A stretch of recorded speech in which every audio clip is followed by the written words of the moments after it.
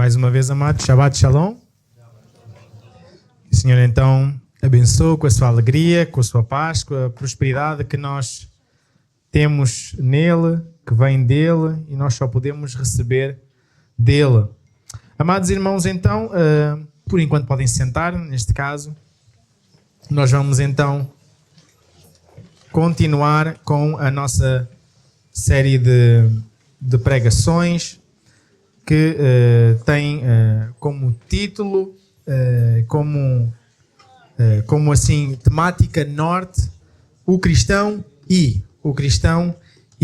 Como nós também já conversamos, o objetivo será falar de vários assuntos assim bem práticos, correlacionados com a nossa vida cristã, e não só a nossa vida cristã, mas a nossa postura cristã, a nossa ótica cristã, a nossa forma de pensar segundo as Sagradas Escrituras, porque é isso que nos marca como cristãos igualmente. E então, nesse sentido, hoje... Não. Ok. Estava mal a tarde, mas hoje não, excepcionalmente não teremos o momento do culto infantil. Mas então, como eu estava a dizer, nós na semana passada, nós fizemos a introdução a esta temática, falámos um bocadinho sobre aquilo que é a nossa base, o nosso sentido, não é? Uma passagem nas Sagradas Escrituras que nos norteia para esta necessidade de meditarmos assim, de assim refletirmos, de assim então nós buscarmos viver e buscarmos nos amoldar não ao mundo, mas sim àquilo que o Senhor nos ensina, àquilo que a palavra do Senhor Deus nos instrui e orienta. E nesse sentido, nós convidava agora sim aos irmãos então a poderem ficar de pé. Nós iremos então orar e logo de seguida então iremos ler a passagem também que lemos na semana passada, que é Romanos 12, de 1 a 2. Mas antes, como eu disse, vamos ao Senhor em oração, antes mesmo então de continuarmos com a leitura e a exposição da sua palavra. Pai de amor, de infinita bondade, misericórdia, graça e favor, como já foi dito, é um privilégio estarmos aqui reunidos esta manhã, estarmos aqui reunidos para te louvar, para te exaltar, para glorificar o teu santo nome, cantando sobre as tuas obras, as tuas maravilhas e aquilo que tens feito na exaltação do teu santo nome, e também aquilo que por sua vez tens feito por nós, em nós e através de nós, Senhor Deus. Pai bendito, nós queremos mais uma vez te agradecer pelo privilégio de termos a tua palavra nas nossas mãos, de termos acesso a ela, a lê-la, memorizá-la e, acima de tudo, a ser capacitados pelo poder e a ação do teu Santo Espírito a cumpri-la, Senhor, e a sermos praticantes e não meramente ouvintes, mais ou menos atentos. Ó Senhor Deus, nós queremos mais uma vez então ansiar que este culto suba diante da tua presença como um cheiro suave que traga um agrado ao teu coração. O nosso objetivo e o nosso foco sempre tem que ser que o culto seja para ti, Senhor Deus. Que, tal como nós cantamos tantas vezes e lemos na tua palavra, que tudo vem de ti, é para ti, Senhor, e é feito no poder e autoridade que tu nos dás, Senhor, em nome do nosso Senhor Jesus Cristo. E então nós pedimos que tu sejas com todos, inclusive aqueles que hoje gostariam também de estar aqui e não podem, aqueles que estão longe, aqueles que estão enfermos, Senhor Deus, aqueles que estão afastados por motivos vários da comunhão, que tu possas então ser com cada um deles igualmente, Pai bendito, e que em breve nós possamos estar aqui também face a face juntos, cultuando e exaltando o teu santo nome. Pai bendito, que a tua palavra seja verdadeiramente pregada esta manhã, que tu me uses como um instrumento nas tuas mãos e que ela, sendo a espada do Espírito, venha então produzir mudança e transformação no nosso viver. Ó Deus bendito, tudo isto então nós te pedimos, tudo isto então nós te agradecemos, orando no santo nome de Jesus, dizendo amém. Vamos então ler a palavra do Senhor na carta de Paulo aos Romanos, no capítulo 12, versículos 1 e 2, diz assim, então: portanto, irmãos, exorto-vos pelas compaixões de Deus, que apresenteis o vosso corpo como sacrifício vivo, santo e agradável a Deus, que é o vosso culto racional. E não vos amoldeis ao esquema deste mundo, mas sede transformados pela renovação da vossa mente, para que experimenteis qual seja a boa, agradável e perfeita vontade de Deus. Então até aqui a palavra do Senhor e podem se sentar. Hoje o tema será família. Então hoje o tema que nos irá acompanhar será família. Atenção, faço para o facto de que em outra ocasião eu irei falar mais específica e aprofundadamente sobre casamento, mas hoje quero falar em geral sobre família e o conceito de família. Porque nós, como muitas vezes nós ouvimos falar, não é? Já como chavão e como uma frase assim bonita, a família é a célula base, não é? Célula máter de toda a sociedade. Então a base de qualquer sociedade é uma família e depois outras famílias. Isso sim é que faz então uma sociedade.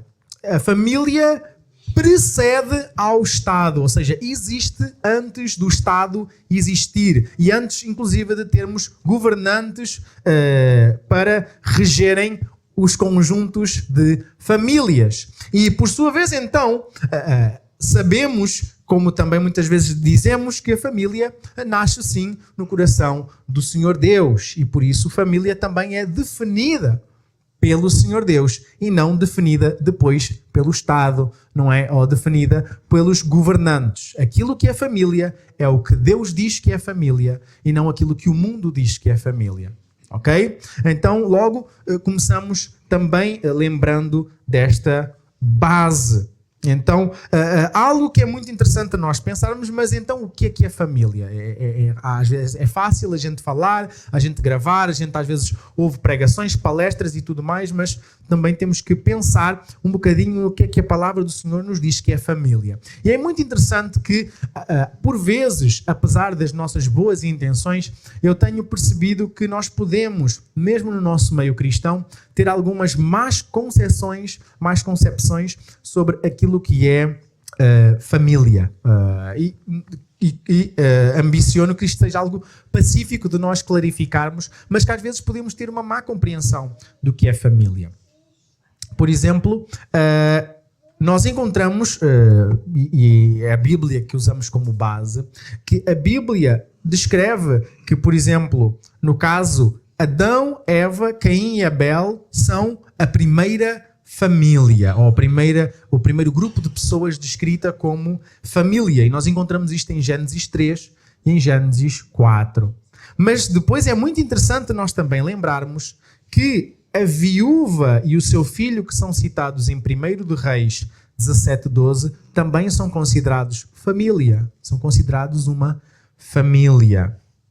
E depois não só isso, mas também uma mãe, ou sogra no caso, e uma filha, ou nora no caso, são descritas como família também em Ruth, capítulo 1 e capítulo 2. Elas eram consideradas uma família, ok? E isso, porque é que eu estou também a falar sobre isto? Porque muitas vezes eu ouço com o objetivo de dar ênfase, eu percebo, com o objetivo de nós darmos a ênfase, de nós falarmos sobre o nosso mandato de termos filhos, de crescermos e multiplicarmos, de se dizer às vezes que um casal é apenas um casal e não é família. Eu já ouvi isso ser dito dentro das igrejas. E isso é errado. Isso é errado, irmãos. O casal, desde o momento que casa, passam a ser também uma família. São outra família, independente dos pais e das mães de ambos. ok? Pertencem também à família alargada dos pais de onde vieram cada um dos lados. Atenção, e os tios, são duas famílias que se unem nesta outra família que nasce, ok? Mas o casal, logo, marido e mulher, são sim uma família diante de Deus, irmãos. São sim uma família.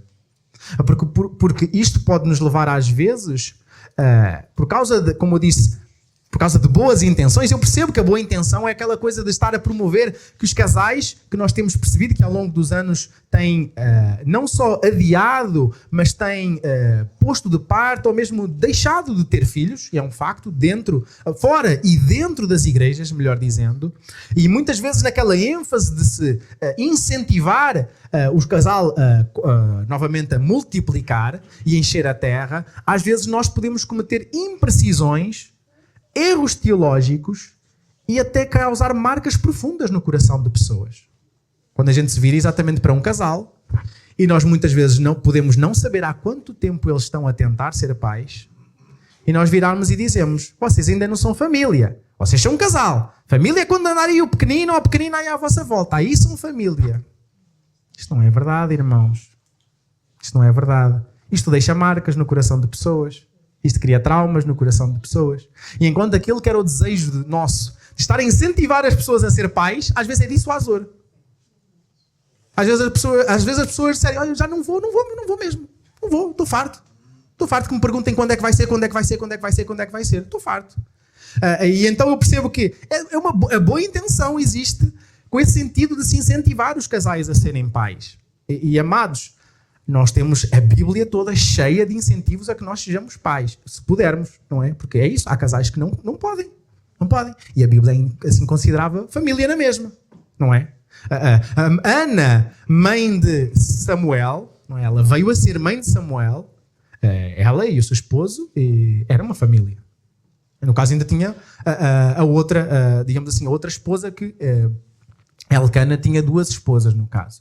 Mas, por exemplo, Abraão e Sara, durante a esmagadora maior parte do seu casamento, não tinham filhos. E era uma família.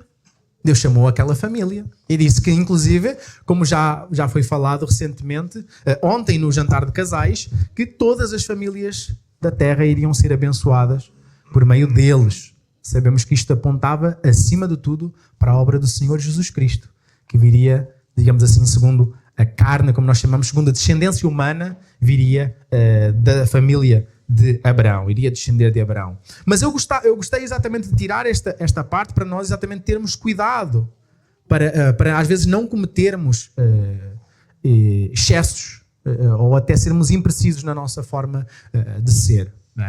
Alguém que enviúva, não é? E tem filhos ao seu cuidado, continua a estar num contexto de uma família. Nós não estamos a falar, e é isso que nós temos que ter muita atenção, nós não estamos a falar aos novos conceitos de família. Isso sim é que é errado, isso sim é que não encaixa na palavra do Senhor, ok? Nós estamos a falar, mesmo que 2 homens ou 2 mulheres, ou 3 homens, 3 mulheres se unam supostamente num relacionamento, isso não é uma família. Isso sim é diferente, estamos a falar de outras coisas totalmente diferentes. Esta semana eu conversava com uma pessoa que me perguntava exatamente, por exemplo, sobre aquele paradoxo que acontecia muitas vezes quando os missionários iam pregar. Por exemplo, no contexto de África, que é um continente onde ainda se pratica muita poligamia, em que um homem se casa com várias mulheres. Os nossos irmãos missionários do passado cometiam muitas vezes um erro por excesso de zelo.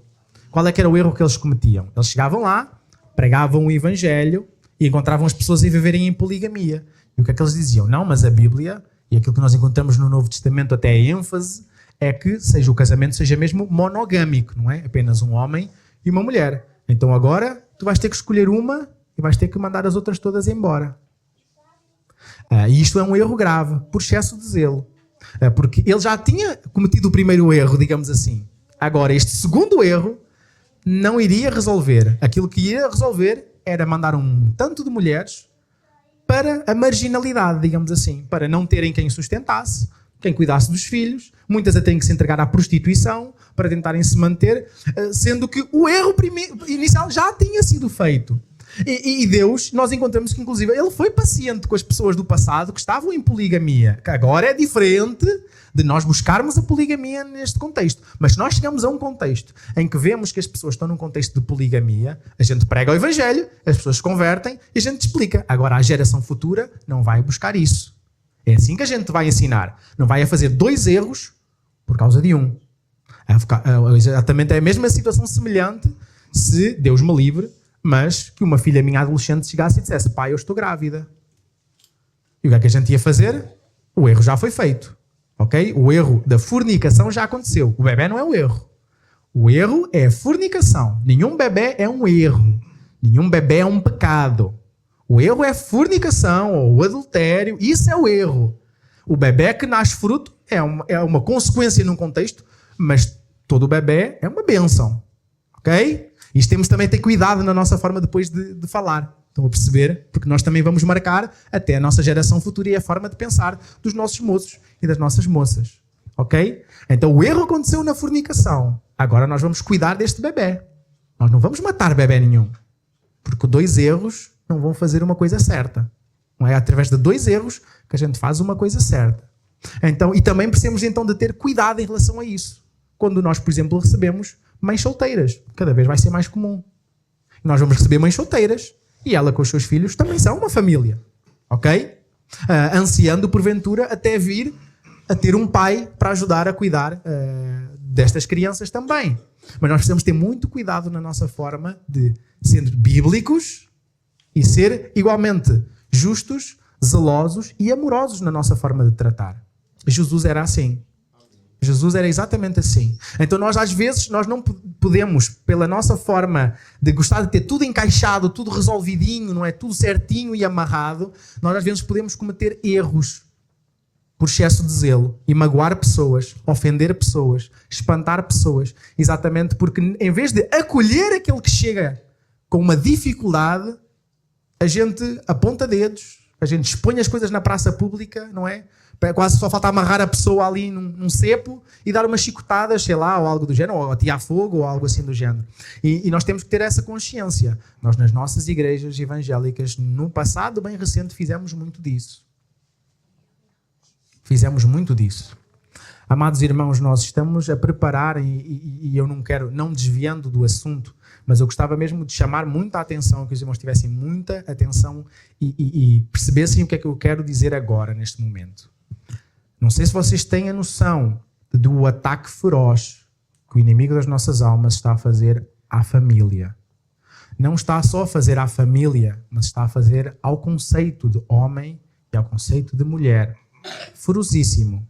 A começar nos infantários. Começar nos infantários. Das senhoras nos infantários virarem-se para os meninos e dizerem que eles podem pintar as unhas e podem brincar com bonecas e você porque mas não é, mas vão além, se tu achas que és uma menina, não há problema nenhum nisso. Ok? Já começam a ensinar assim. Mal andam, mal sabem falar e já começam muitas vezes não estou a dizer que é em todas, mas há já em próprios infantários em que já começam com estas coisas com as crianças. Ok? Mas nós preparamos-nos para receber nas nossas igrejas pessoas que já passaram, digamos assim, por toda esta máquina de triturar pessoas, de triturar caráter, de triturar alma, digamos assim, de triturar o corpo, pessoas que já podem ter amputado partes do corpo, já terem mudado a sua aparência, tomado hormonas e de repente percebem o erro que cometeram.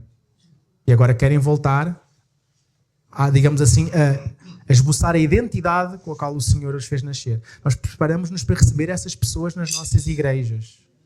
Estamos nós preparados para receber pessoas assim? Estamos nós preparados para acolher pessoas assim? Porque nós lemos lá em Coríntios, Paulo a alertar que os bêbados, os homossexuais, os feiticeiros, os ladrões, os homicidas, não entrarão no reino dos céus. E depois ele acrescenta, alguns de vocês eram assim. Mas agora foram transformados. Então aquela igreja já tinha pessoas que tinham passado por esse tipo de vidas. Certamente tínhamos ali, não é? Ex-assassinos, ex-prostitutas, ex-ladrões, ex-homossexuais, que agora eram santos e remidos pelo Senhor Jesus Cristo. E aquela igreja estava a lidar exatamente, estava a ser igreja.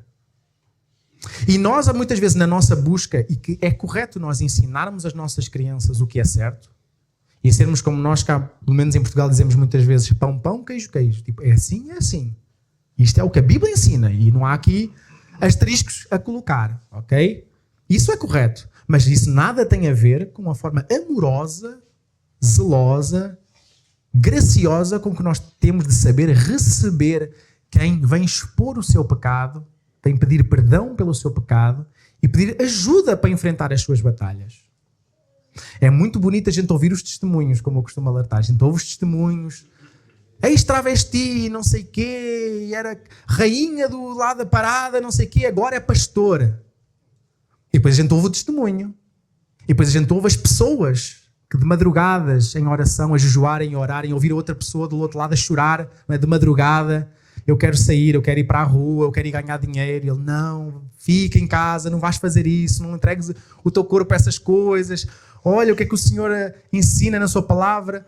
É bonito a gente ouvir o testemunho, mas estamos nós preparados para pessoas nos ligarem de madrugada e a pedirem ajuda de madrugada? Porque, amados irmãos, novamente, isto não tem nada a ver com um pastor. É coisa de igreja. É coisa de igreja. Isto é trabalho da igreja. Nós não somos um museu para santos. Somos um hospital para doentes. A começar com cada um de nós. Com as nossas mágoas, com os nossos traumas, com as coisas que ainda precisamos que o Senhor trate e cura em nós. Então nós temos que estar aptos. Nós queremos, não, vem, mas estamos nós preparados para receber?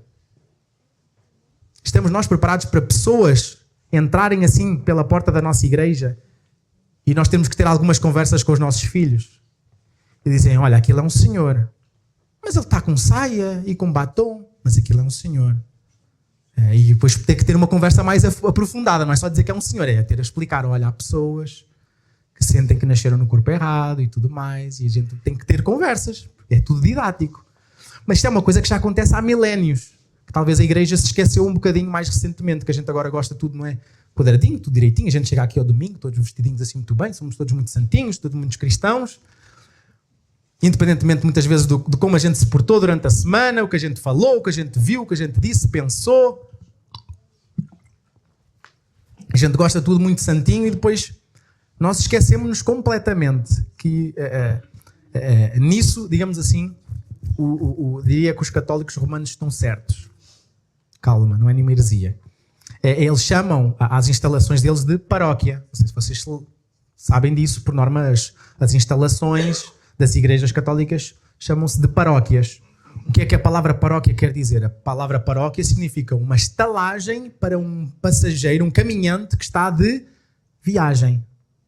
Então, amados irmãos, as nossas igrejas são paróquias. Nós estamos aqui de passagem. A gente não se deve ficar muito confortável aqui dentro. A gente deve perceber que isto é apenas uma passagem para a gente alcançar pessoas para Jesus e ir para casa. A nossa casa não é aqui.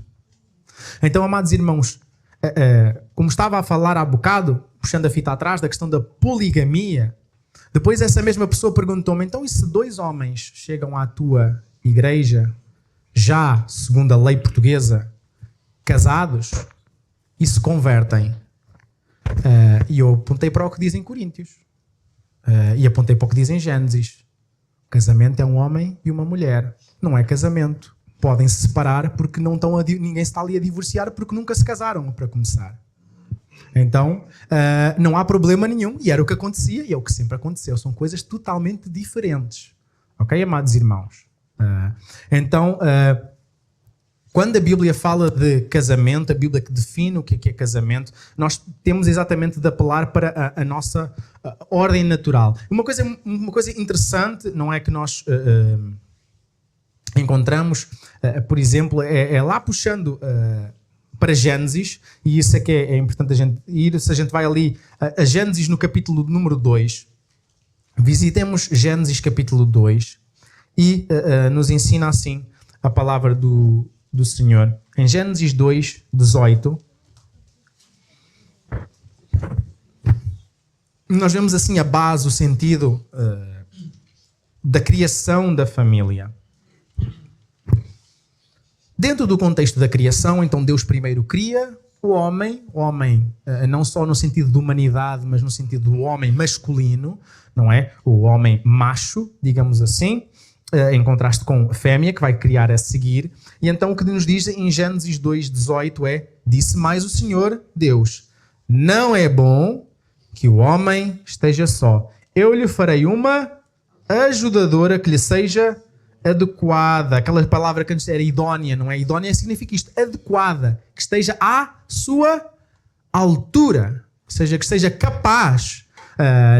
Em nada tem a ver com ser inferior.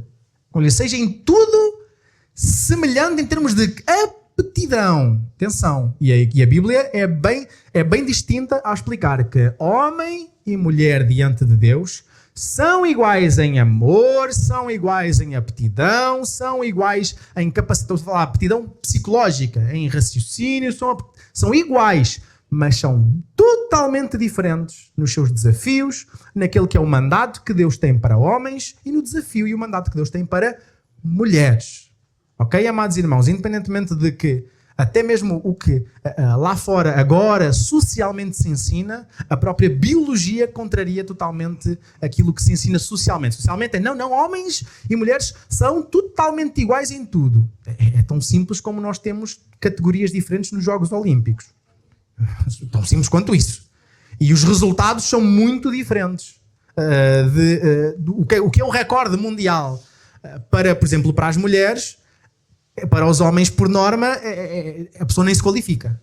Digamos assim, são coisas bem diferentes. Coisas bem diferentes. E por isso é que nós estamos a ter também esse fenómeno de, ao se aceitar que, por exemplo, homens que agora dizem que são mulheres nas categorias femininas de desportos, eles, naqueles que não são de contacto, estão a bater os recordes todos mundiais e a deixar que moças não possam ir para as seleções, não possam ter bolsas de estudo e ir estudar para aquela categoria, porque um homem biológico ocupou a sua vaga sendo o número 1 nesse desporto. E nos desportos de contacto, em desportos físicos, mulher já tem morrido.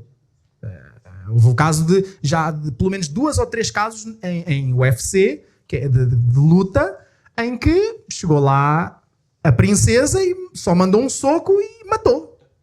Matou outra mulher, matou a mulher, melhor dizendo, matou a mulher que estava ali à frente dele, porque biologicamente um homem não tem nada a ver com uma mulher. E vice-versa. Mas então quando nós aqui encontramos, quando nós temos esta questão de ser idónea, não é? Esta palavra em português mais antigo, ser adequado, é exatamente isso. Não é que quando nós vamos encontrar exatamente outros desafios mais à frente, quando Deus vai explicar exatamente as responsabilidades que os homens têm, que não são as mesmas responsabilidades que as mulheres têm e vice-versa, não é porque as mulheres, dentro de um conceito de machismo, são burras, ou são intelectualmente incapazes, ok? Ou coitadinhas das mulheres, são mais débeis mentalmente. Não é isso. É porque não é esse o desafio que Deus tem para elas, ok? Não é o mesmo desafio que Deus tem para as mulheres, não é o mesmo desafio que Deus tem para os homens. Mas igualmente nós não aceitamos, e não nos serve para nada, nem o machismo, nem o feminismo, que quer exatamente dizer que as mulheres são completamente, como eu disse, iguais em tudo aos homens ou são superiores, que inclusive nós já percebemos que o movimento agora é esse. Não, os homens não servem para nada.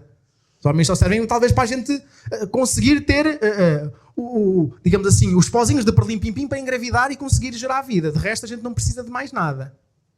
Isso também é totalmente errado, é totalmente antibíblico. E na realidade, irmãos, se vocês forem avaliar e analisar o feminismo odeia as mulheres. E quer fazer das mulheres homens. Tanto é que, por norma, que nós vemos que quem vai para as passeatas mais ali à frente e está mais aguerridamente a defender, a gente começa assim, às vezes tem que olhar 2 ou 3 vezes, tira os óculos, volta a pôr. Aquilo é um homem? Mas fala fininho. Há homens que falam fininho, mas... a gente tem que às vezes olhar 2 e 3 vezes porque é até aquelas modinhas de deixar crescer pelo no sovaco e fazer trancinhas e...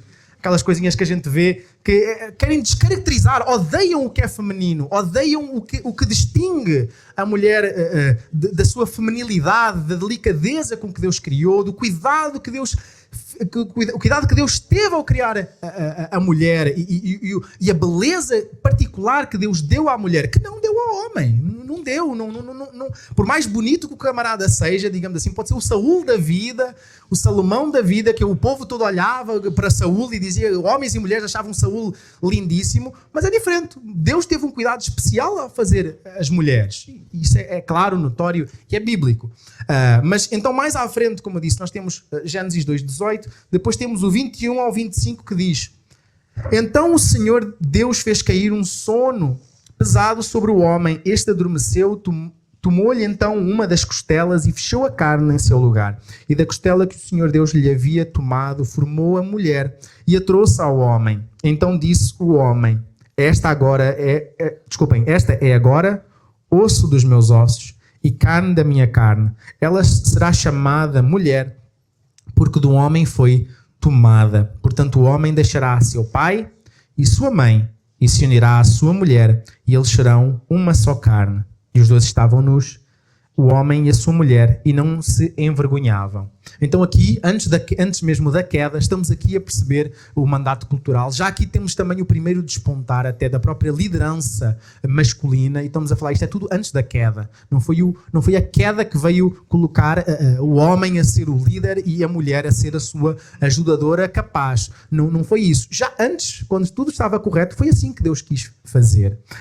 E foi assim que Deus preparou as coisas. Por isso é que até logo quando Deus explica a formação da família, diz: o homem deixa o seu pai e a sua mãe, une-se à sua mulher e serão os dois uma só carne. Não havia pecado, não havia pensamentos errados, não havia nem machismo nem feminismo à mistura, e já era o homem que devia tomar a iniciativa, que devia ser o chefe da sua casa e tudo mais. Então nós temos logo aqui esta questão. Exatamente, nós encontramos no capítulo 1, versículos 26 ao 28, na questão exatamente desta idoneidade, que diz assim: e disse Deus, façamos o homem à nossa imagem, conforme a nossa semelhança, domine ele sobre os peixes do mar, sobre as aves do céu, sobre o gado, sobre os animais selvagens e sobre todo o animal rastejante que se arrasta sobre a terra.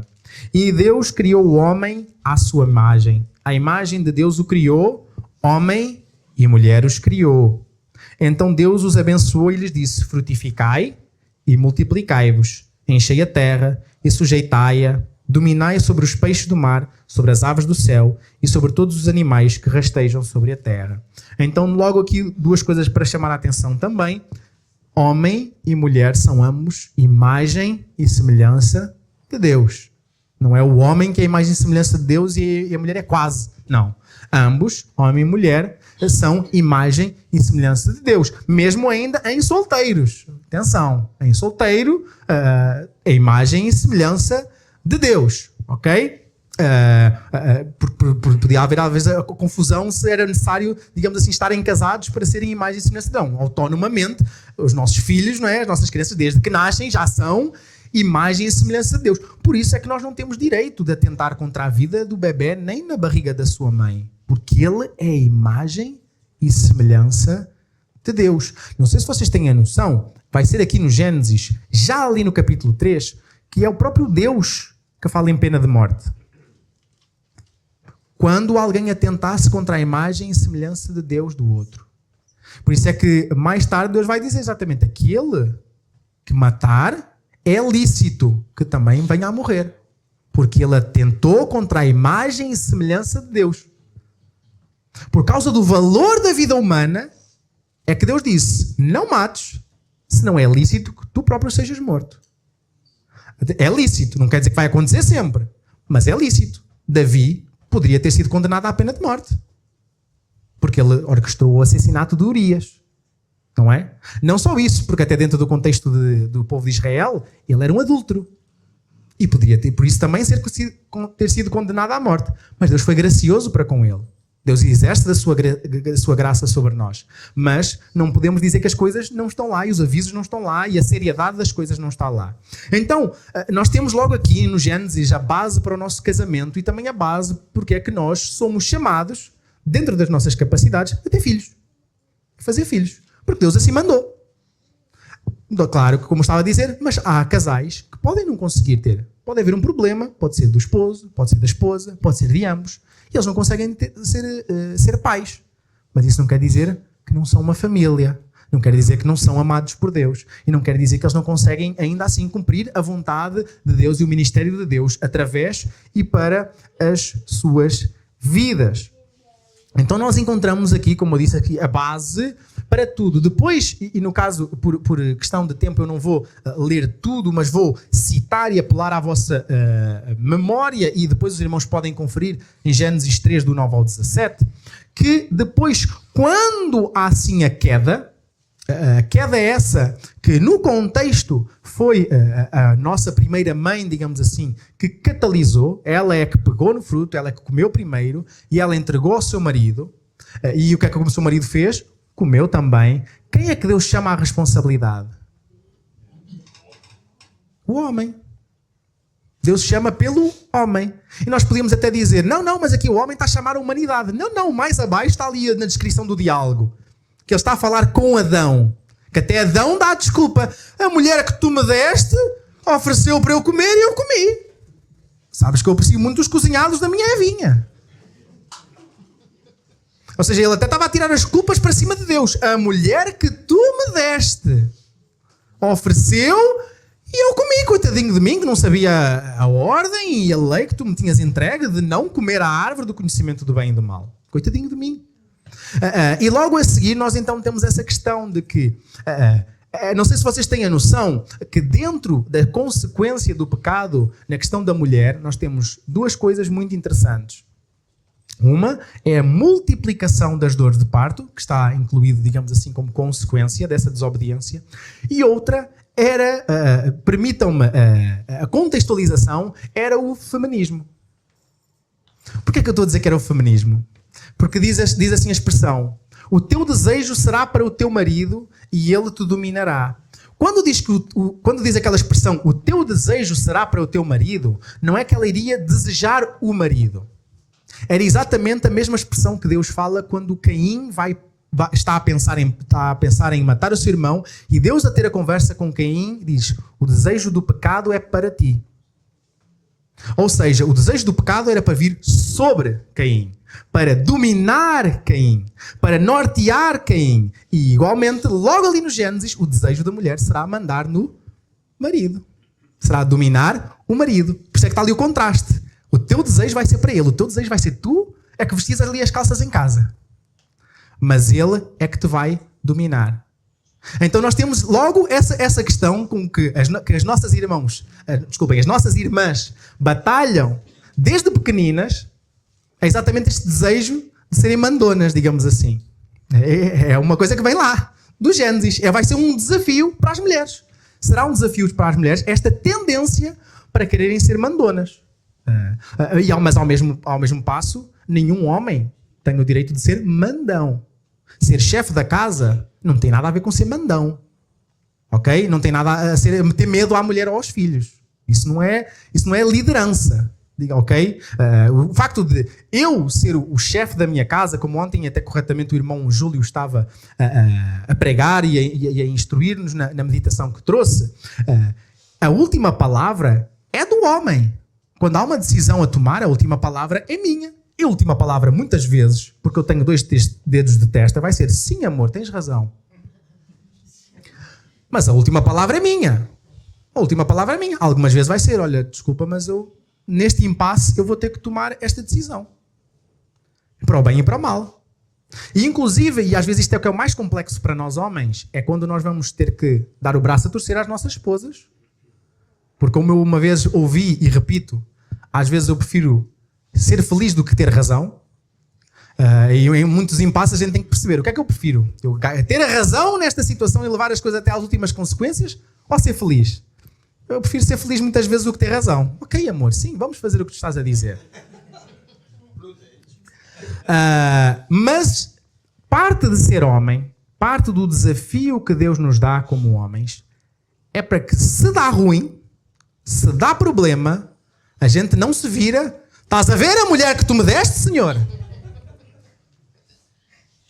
Estás a ver a bênção que tu colocaste aqui na minha casa? Eu bem estava lá. sozinho, livre, livre e solto, agarrado à minha PlayStation. Então, nós temos que ter a hombridade, ter a seriedade, ter a maturidade para, se dá mal, quem é que teve a última palavra? Nós. Então nós vamos segurar as pontas, nós vamos agarrar a situação e vamos enfrentar os desafios. E igualmente, amadas irmãs, quando nós tomarmos a decisão e tivermos a última palavra e seja contrária à vossa opinião, à vossa posição, ponto número 1, quando corre bem, deem o braço a torcer e verbalizem, olha, tinhas razão, graças a Deus que nós fomos pela tua posição. E se der mal, por amor de Deus também, não me dê com o rolo da massa na cabeça do abençoado, não comece. Eu não disse, é sempre a mesma coisa. Eu disse que era para a gente não ir por aí, agora está o carro todo arranhado. Isto é um relato. O carro agora está todo arranhado, agora quase que íamos rompendo o pneu, agora onde é que a gente está aqui? Tu segues o GPS em vez de ouvir as minhas indicações. Então, vamos tentar também, irmãs, percebam e aceitem este desafio também de não se virarem contra os vossos maridos quando a decisão que ele tomou é errada. Devem admoestar, devem chamar a atenção, devem aconselhar, porque vocês são maduras, são idóneas, são capazes. Estão em pé de igualdade no sentido de capacitação por Deus para o desafio pleno que vocês têm a desempenhar. Mas, exatamente porque vocês amam os vossos maridos, e é muito interessante até vermos essa ênfase, mas isso fica mais para quando formos falar sobre casamento, nós temos essa questão exatamente de que a mulher precisa de se sentir amada. Se a coisa que a mulher precisa é de se sentir amada. E o homem precisa de se sentir respeitado. Eu não preciso que me comprem bombons, eu não preciso que me tragam flores, eu não preciso que me agarrem assim as bochechinhas e dizem, ai, estás tão fofinho hoje. Cortaste o cabelo, que bonito, não sei o quê. Não preciso de nada disso. Mas eu preciso de me sentir respeitado. Em contrapartida, a minha mulher precisa que eu lhe compre os bombons, compre os gelados, compre as flores e essas coisas. Ela precisa disso. Porque é exatamente as diferenças com que Deus nos criou. Então, se há coisa que eu preciso é isso, de me sentir honrado, de me sentir respeitado, sentir que a minha mulher fez as coisas a pensar em mim, que exatamente que eu me esqueça da toalha e ela me traga a toalha à casa de banho e não reclame. E não reclame. Que esse tipo de coisa, a gente precisa de se sentir honrados, a gente precisa de se sentir respeitados, não é? Naquilo que é o desafio que nós como homens temos. E as nossas mulheres também precisam de se sentir cuidadas, apaparicadas mesmo.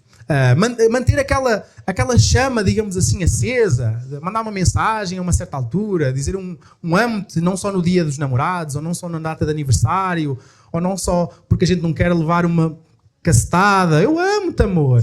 Tu sabes que eu te amo. Então, nesse sentido, então, amados, estas diferenças nós encontramos, e nomeadamente no tocante à família, e neste sentido nós... Eu vou deixar até os primeiros versículos desta passagem, ou deste bloco de texto, para analisarmos quando formos falar do casamento, mas vamos a a Efésios 6, porque vamos falar agora só mais sobre a questão dos filhos, porque então assim, quando formos falar do casamento, falamos mais da dinâmica de marido e mulher, e neste caso então vamos só falar dos filhos, porque os filhos fazem parte, digamos que não do casamento, mas fazem parte da família. Então vamos para Efésios 6, do 1 ao 4.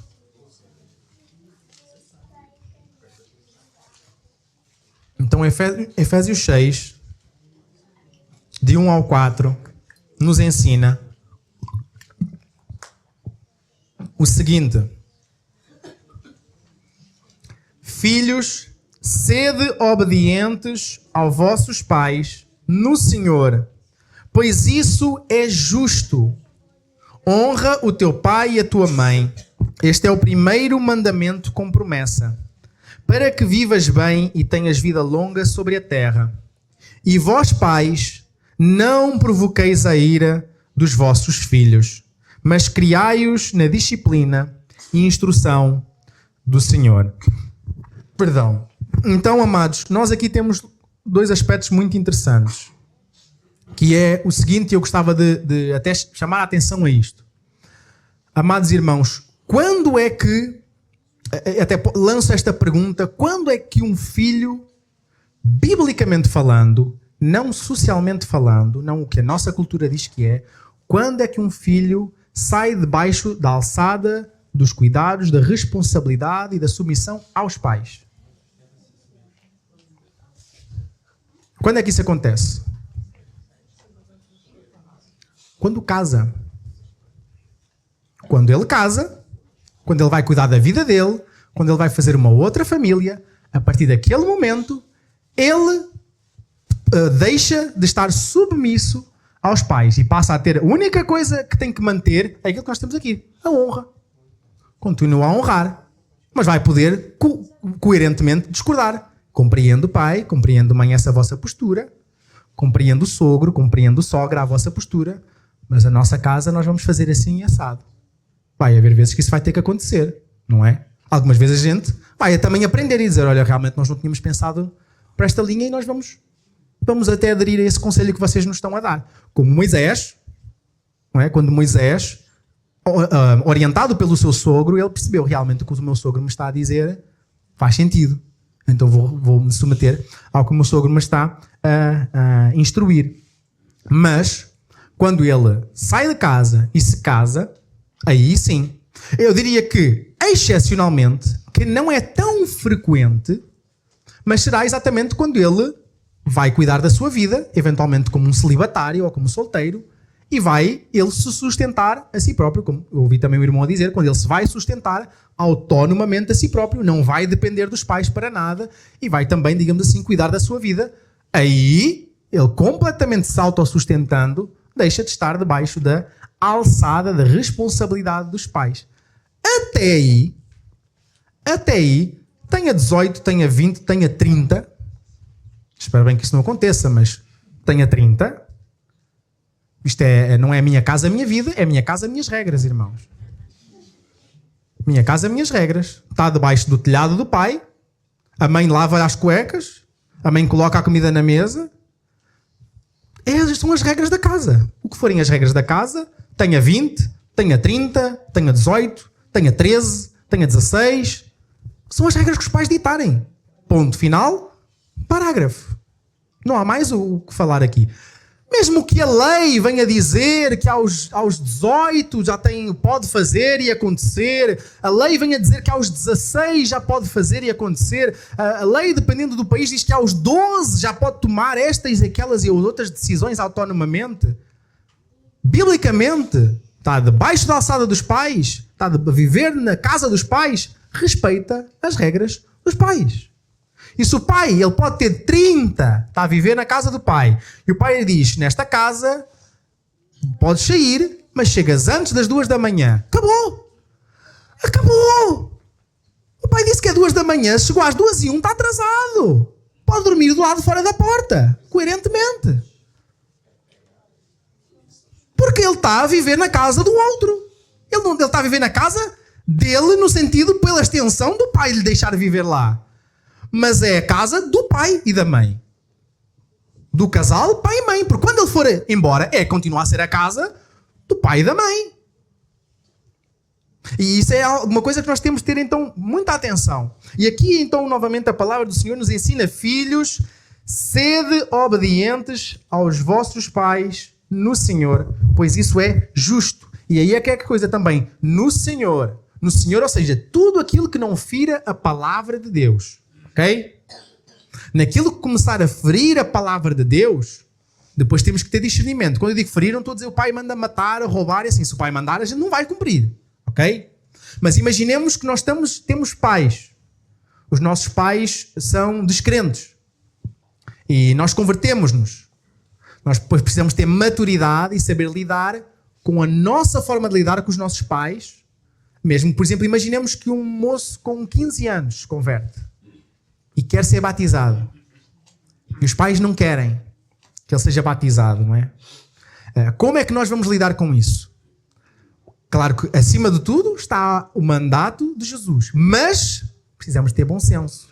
Precisamos de honrar os pais. Saber levar a situação. Porque muitas vezes a gente ir de frente a dizer não, a Bíblia diz que é para batizar querer ir batizar, então a gente vai batizar e vai o pastor e batiza o moço com 15 anos. E muitas vezes vai perder aquela família. Mas se a igreja tiver paciência e maturidade, pode saber levar ao ponto de que não só vai batizar o filho, mas vai batizar o pai, vai batizar a mãe e toda a família se converte. Pelo respeito que se tenha em relação a lidar com isso. Para terminar, um pastor que eu gosto muito, mas e meditem mais sobre esta passagem aqui, exatamente até a parte dos pais não incitarem a ira dos filhos, que também é coerente.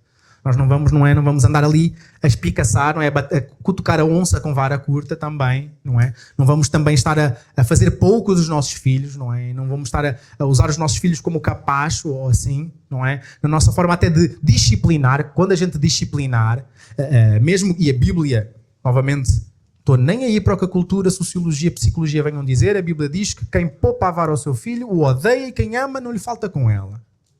Estou a parafrasear, atenção. Mas nós lemos recentemente isso até em Provérbios, lá capítulo 13.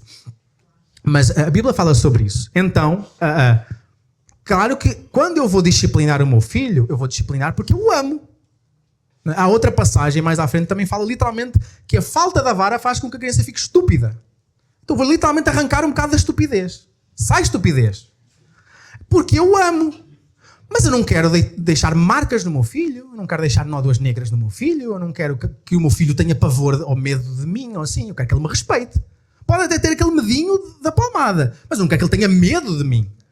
Tipo, de ter algum tipo de problema no relacionamento, porque aí o meu pai quando se passa, e aí é que é o problema, o meu pai quando se passa da cabeça, eu não quero que eu tenha que me passar, eu quero que ele me veja quando ele for disciplinado, que eu seja calmo e sereno, e ele seja disciplinado, e saiba, eu continuo a amar-te.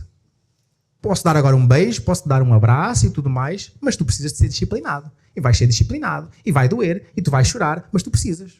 E é porque eu amo que eu disciplino. Mas eu não vou espancar. Eu não quero espancar. Eu não vou exatamente... por exemplo, o meu filho ter 20 anos e eu dar-lhe uma sova. Como a gente costuma dizer. Pode ter que apanhar dentro da minha casa. Se faltar ao respeito, por exemplo, com a mãe dele. Se ele me respeitar, pode. Está na minha casa. Não estou aí para o que a cultura diz. Está na minha casa, minhas regras. Minha casa, minhas regras. Mas, claro que há formas diferentes da gente lidar com as situações, da gente tratar com as situações, e com 20 anos à partida vai ser uma conversa. Por norma vai ser uma conversa. Teria que ser uma coisa bem grave para ele ter que, digamos assim, apanhar. Mas, novamente nós não vamos atiçar, como eu disse assim, a ira dos nossos filhos. Não vamos incitar a ira, desculpem assim, dos nossos filhos. Mas como eu estava a dizer, o pastor Paul Washer, é um pastor americano que no caso fez a pregação que levou, não é, que foi usada pelo Espírito Santo de Deus para a minha conversão. Eu lembro-me que ele conta, no caso, como é que foi o processo para ele casar com a esposa dele. Ele conhece a esposa no campo missionário. Ambos eram jovens, ambos eram missionários. Estavam a fazer uma missão no Peru. Estavam em missão no Peru. E novamente, mais uma chamada de atenção. Jovem, estás solteiro? Envolve-te com as atividades da igreja. Que assim, muitas vezes vais conhecendo outras irmãs, não é? E tu, irmã, vais conhecendo outros irmãos e vais começando a ver, olha, ele tem qualidades, ou não, para ser um futuro marido. E acima de tudo, coisas inter-igrejas, coisas a nível nacional. Envolve-te em atividades de jovens. Mas como eu estava a dizer, ele conhece a esposa, e ele vai falar com o pai da esposa porque ele não queria estar ali a brincar e já queria dizer, olha, eu quero ter um relacionamento com a sua filha já com vista a casar com ela. Ele foi falar então com o camarada e ele disse-lhe, não. E estamos a falar, ambos já tinham 20 e qualquer coisa. E ele disse assim, ok, eu vou respeitar a sua decisão. Foi orar. Foi fazer queixinhas para quem ele devia fazer queixinhas. Passado não muito tempo, o pai da moça mandou chamá-lo. E disse, porque tu respeitaste a minha decisão, eu agora autorizo para que tu possas namorar com aquela que é a esposa e mãe dos filhos dele. Então estão a perceber a honra também. Mesmo honrando a decisão errada. Ele tinha o propósito e tinha a convicção que aquela mulher era a mulher dele. Ele foi falar com o pai, não é, da moça, e ele disse-lhe que não. Mas ele foi fazer queixinhas para quem ele devia. Foi falar com Deus. Ele disse, Senhor, eu creio que tu colocaste no meu coração que é ela. Então eu vou esperar. Eu vou ter paciência.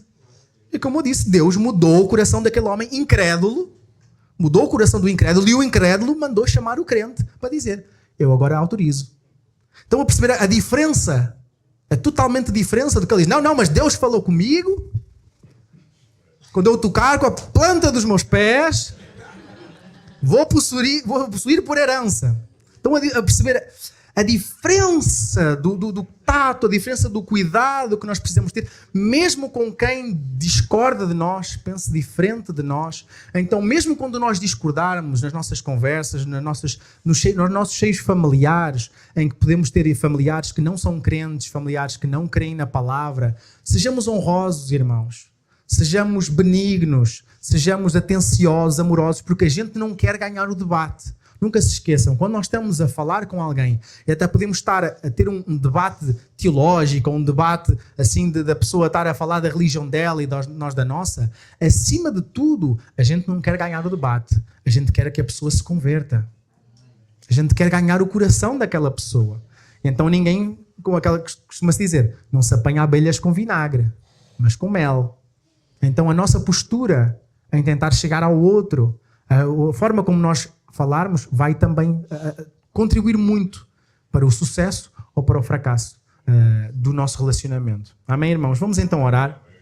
Vamos então pedir a bênção do Senhor sobre a nossa semana. Pai, nós te agradecemos pela tua palavra, agradecemos por aquilo que ela ensina, agradecemos pois ela é viva e eficaz e penetra bem fundo no nosso coração, Senhor Deus, e nós pedimos então que tu nos capacites a ter famílias abençoadas, Senhor.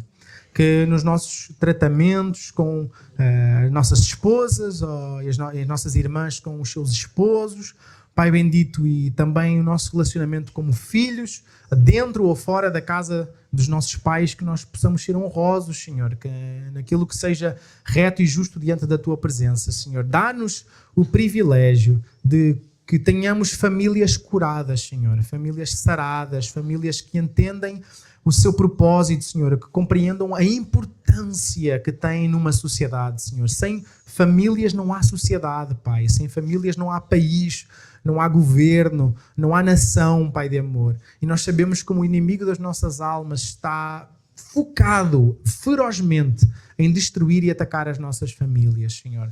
Dá-nos famílias abençoadas, Senhor Deus, independentemente da forma como elas agora estão, mas cura, Senhor, sara, trata as nossas famílias e ajuda-nos, Senhor Deus, a termos famílias sãs e fortes, para que esta igreja seja uma igreja forte, Senhor Deus. Ó Pai bendito, que ao longo desta semana tu nos conduzas em vitória, Senhor, na tua presença, e que a graça do nosso Senhor Jesus Cristo, que o teu grande amor por nós, Deus Pai, e que as doces consolações, a coragem, a ousadia e cura do teu Santo Espírito possam estar com todos e com cada um. Oramos no nome de Jesus, dizendo amém.